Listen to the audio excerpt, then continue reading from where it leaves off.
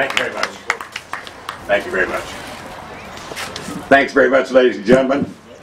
You know, I really appreciate everything that's been said up here today, and I really appreciate the people who put this on. You know, when they say you can't stop now because if you do, you'll make profits, all the people said you won't go anywhere. I'd like to just bring up the fact that I've been standing on street corners by myself for 38 years.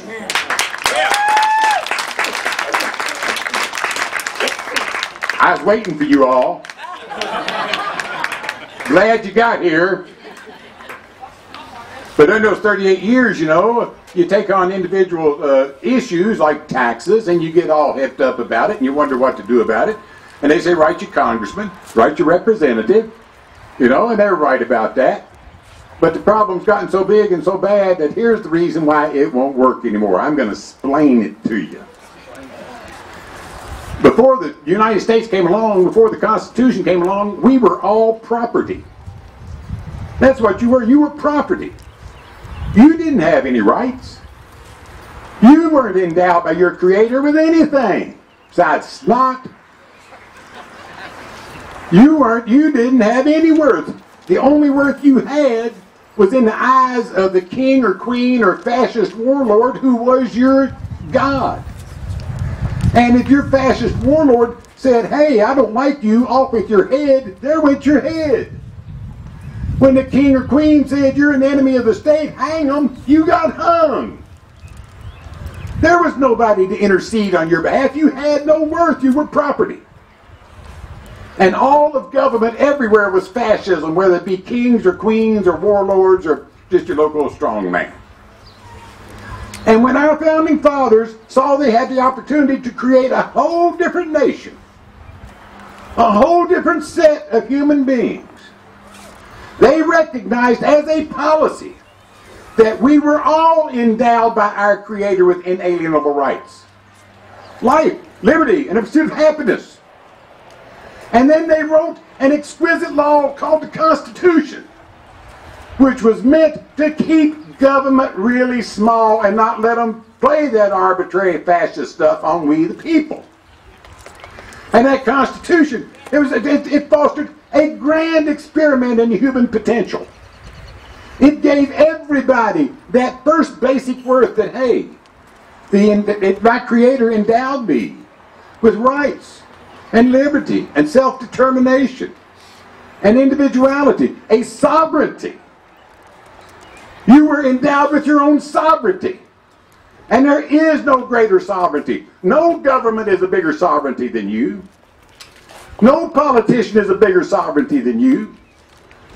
There is no bigger sovereignty. You were put here by our founding fathers to exercise your sovereignty, and since that time, the big special interests, since the Constitution was begun, the big special interests have sought to limit it, have sought to grow the power of government and reduce your individual rights and reduce your sovereignty. And I must tell you right now, as a student of history, right now, given the circumstances, that is in greater peril now than it ever has been since World War II.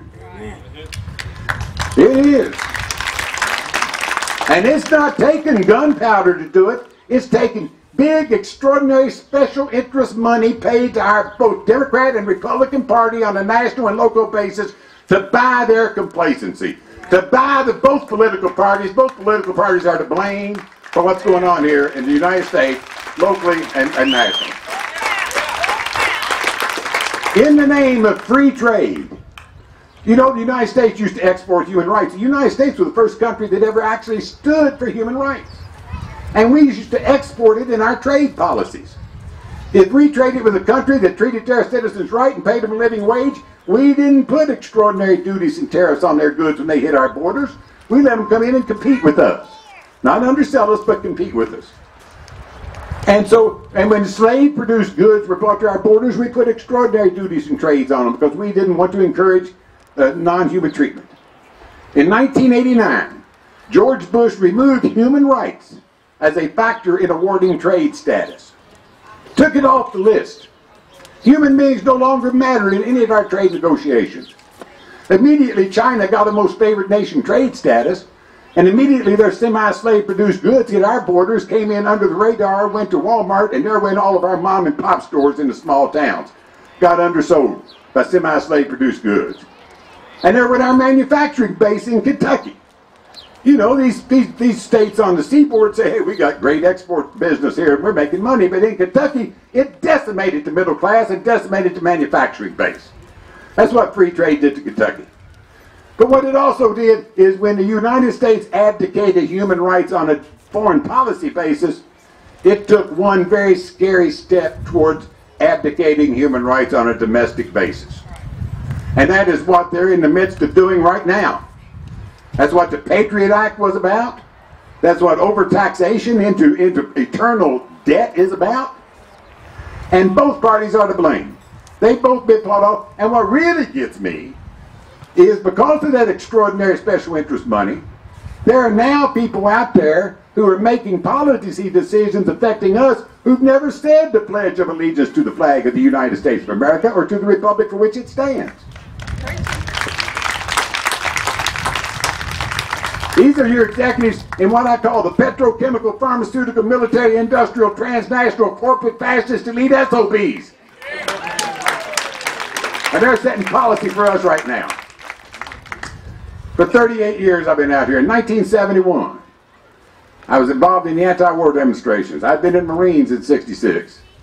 So if this was a class society, I'd be a member of the warrior class. So I'm not afraid of battle, and I'll fight them anywhere they want to.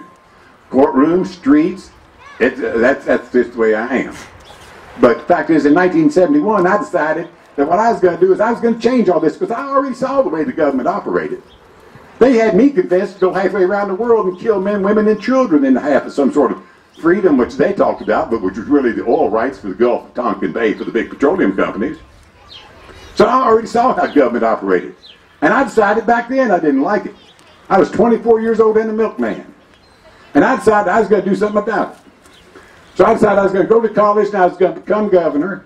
I was going to go to law school and learn the system. Then I was going to become governor and I was going to take government off the backs of the people.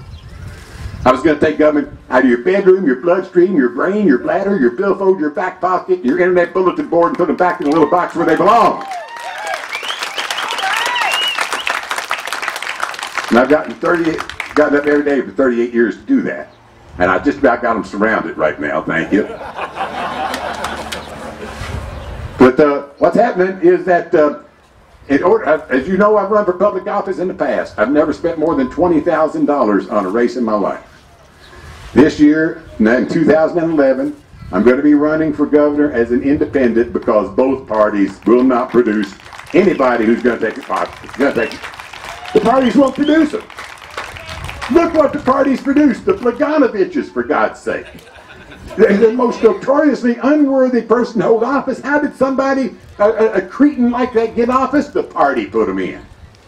How did somebody like Bashir get office? The party put him in. The parties are to blame. They're not going to fix anything. And I know that a lot of you will not replace your local senator or representative because you shake hands with them or eat pancakes with them or whatever it is you do.